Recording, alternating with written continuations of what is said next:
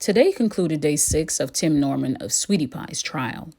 And boy, he had a time today. James Timothy Norman, age 43, decided to take the stand in his own defense. And let me paint the picture for you. He was wearing a black suit, a white shirt, and no tie, by the way.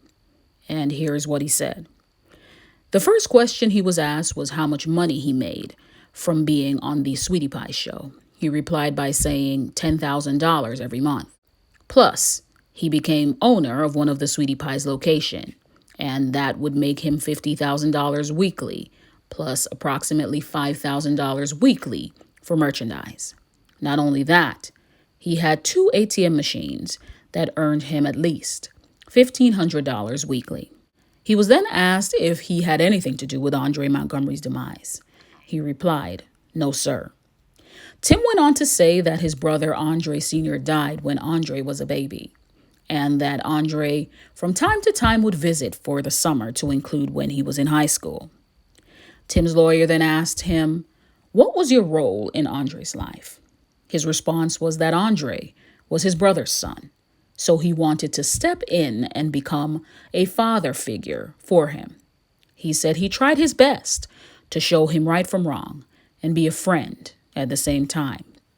He continued by saying that Andre was living with his mother, his grandmother, Miss Robbie Montgomery, while he was in high school, that he would try to include Andre in the Sweetie Pie show.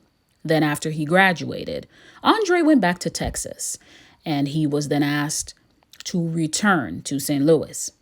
He stated that Andre had some issues in Texas, and he wanted to make sure that everyone heard that Andre was having issues in Texas. Then he said that he moved Andre into an apartment. He added that he paid for Andre's tuition at the music school owned by Nelly, which was $30,000. Then he stated that he moved Andre into an apartment, gave him an allowance, and paid for his groceries and clothing. Tim continued by saying that when Andre got kicked out of his apartment, that's when he decided to cut him off, which was in 2015. 2015 was also the year that Miss Robbie's home was burglarized, where supposedly irreplaceable items were stolen. After this incident, Tim says that Andre disappeared, and that's when Miss Robbie hired a private investigator to find him, with no intention, of course, of hurting him. Which brings us to his involvement with Terica Ellis.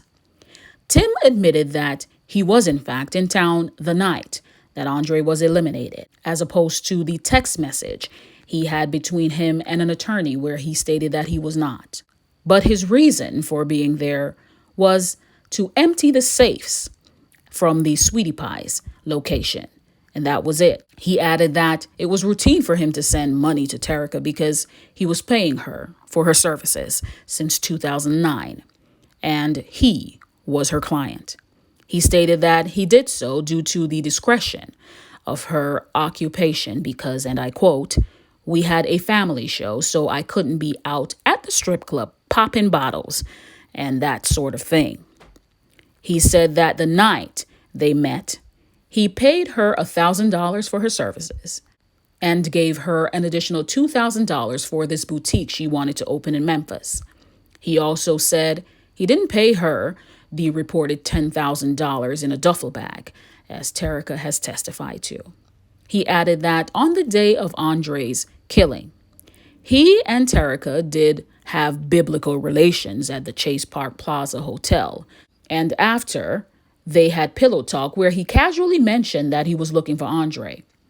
He showed her his picture, and at that moment, Terica recognized him, to which he said, "It's a small world." He was then asked about the burner phones he had.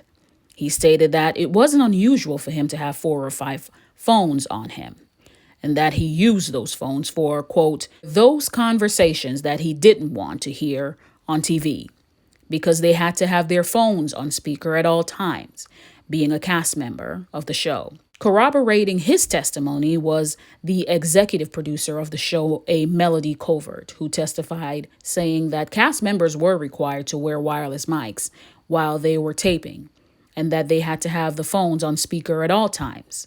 She continued by saying that some of the cast members would occasionally use prepaid phones for personal conversations. Pertaining to Travell Hill, he stated that he did in fact connect Terica with his homeboy, quote unquote, whom he identifies as Travell Hill, but only in an attempt to find Andre and retrieve the stolen items that he alleges he took. His attorney then asked the question we all want to hear him answer, and that was, did you want to kill or harm Andre Montgomery? He replied by saying, no. Then he asked him, do you still love him? With tears in his eyes, he replied, yes. That's when the defense showed those pictures of Andre posing with guns, and Tim added that he was, quote, concerned about his lifestyle. The prosecution then objected to almost every preceding question because Tim's lawyer began to paint Andre in a poor light, painting a picture of a nefarious character. All the objections posed by the prosecutor were sustained, by the way. Tim went on to say that at someone's suggestion, he got the life insurance policy on Andre. His attorney then asked about the agreement between Wally and himself pertaining to quote unquote doing business.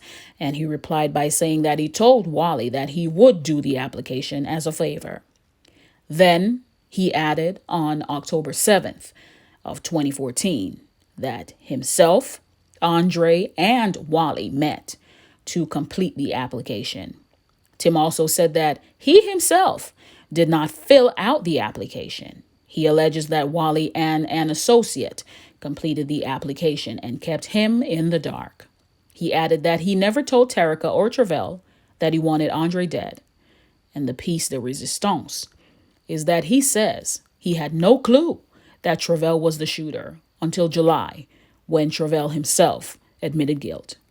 After lunch, the prosecution opened their questioning by refuting everything that Tim had listed in his criminal history, that he lied. Also, did you all know that Tim owed American Express a total of $215,821,000? Well, he does. That was mentioned by the prosecution as well.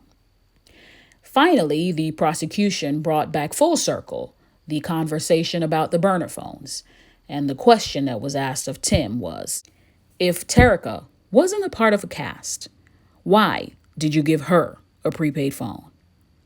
Both sides rested, and the closing arguments will commence tomorrow, so stay tuned. Let me add one thing, that Miss Robbie was going to be a witness for her son's defense, but the prosecution opposed her testimony as being irrelevant, and when asked by reporters if she would like to comment, she declined. If you haven't already, remember to like the videos as it helps to support our channel. Subscribe and turn on your notification bell, and please watch when you're notified. I'd really appreciate it. And lastly, stay tuned for more. I'll catch you in the next one. Take care.